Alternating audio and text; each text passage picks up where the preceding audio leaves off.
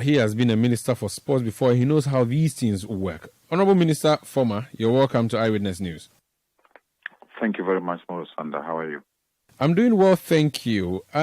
We've just played there your successor in office, the Honorable Yusuf Mustafa, MP for Yarabaku Bori. He says a number of things. He says the ministry and for that matter himself will be probing this scandal.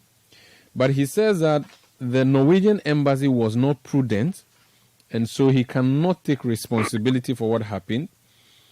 Now, when these issues come up and you have a tournament and you need to go, when a mushroom group shows up at the Norwegian embassy or it's an embassy and they are given a visa, clearly the ministry should not know about it, especially when there's issues of forgery coming up. Is that the same way you would have handled it if you were in this office? Well, thank you very much, Morosanda. Let me say no. Because there is no way the Ministry of Foreign Affairs will have given a note verbal to the embassy without an authority note and letter from the Ministry of Youth and Sports or the National Sports Authority. Even when the letter is from the Federation, it is addressed to the National Sports Authority and then to the Ministry of Youth and Sports.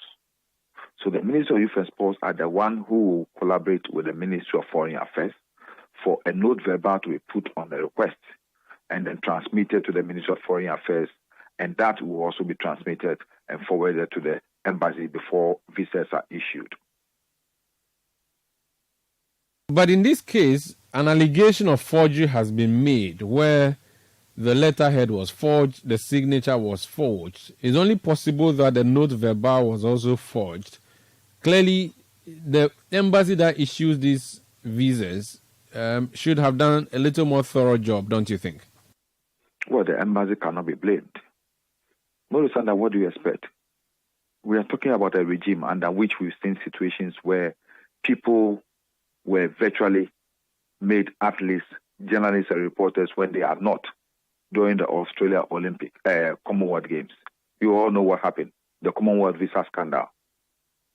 And in that situation, government apparatchik, government officials, state officials were involved. What has come out of that issue? What has come out of that case? Under this government, everything is possible. Everything. Even a man could be turned into a woman under this government. I will not be surprised if this so-called issue of forged documents and the rest had an official endorsement. If this has not blown out, who would have heard about it? So we've seen it before, where there was official complicity in the issuance of visa for people to go to Commonwealth Games in Australia when they are not actually athletes, when they are not journalists. They misrepresented themselves and they were sent there. So if it has happened again with an amputee team, which is not our national amputee team, according to the president of the Ghana Disabled Sports Association, then who do you blame? I will require an independent body doing the investigation, but not the ministry itself doing the investigation. Okay, but I'm just looking at the quotes from the minister.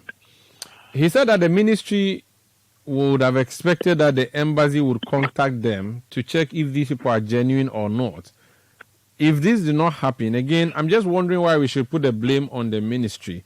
And now that he says he's going to investigate, you don't trust the investigative process, of course, but again, the embassy should take some blame, don't you think? And the minister should have clean hands. I don't think so. One, you see, most of the embassies, born out of the respect that they have for the sovereignty of the state, when they have a note verbal, hardly would they want to go back and check whether the note verbal is genuine.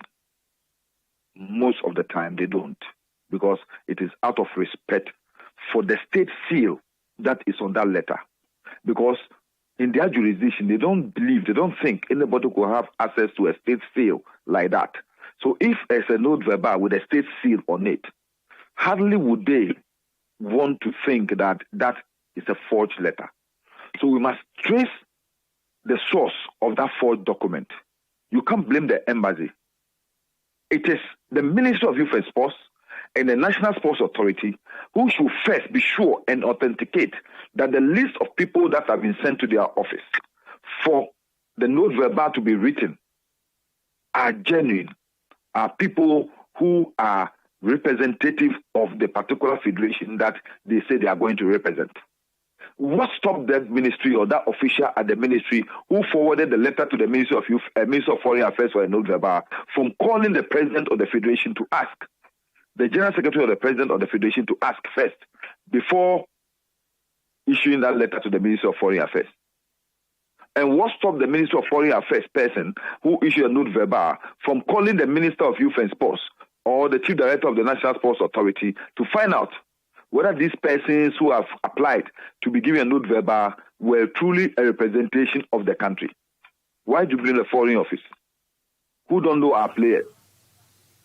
Okay, now you have dealt with governments in the past and embassies in the past for tournaments. We do know that the Paralympics will be coming up in a bit after the Olympics are done in France. How do you reckon these embassies and these countries are going to start looking at us if we present the genuine athletes in light of what has happened already? Well, that is the problem we have created for ourselves. You know, this country, under this regime, the image and the integrity of the country has so been damaged that now, when you mention that you are from Ghana, you are looked with different eye. You are looked in a different sphere and different shape. And people want to find out whether you are really truly a Ghanaian. Because we have situations where people who are not even Ghanaians are officially being made to be represented as Ghanaians and taking our resources and our monies away. So under this government, I'm saying everything is turned upside down. And I'm sure that what has happened is going to further damage the reputation of our sports federations and our Olympic Committee and our National Sports Authority and the Ministry of Youth and Sports. I'm sure the embassy that will be handling the accreditation for the Paralympic Games will be cautious enough from the way they are being blamed, from the way the minister and the ministry is blaming them now. They will be cautious enough now to do a thorough and a due diligence on every application for an accreditation to attend the Paralympic Games.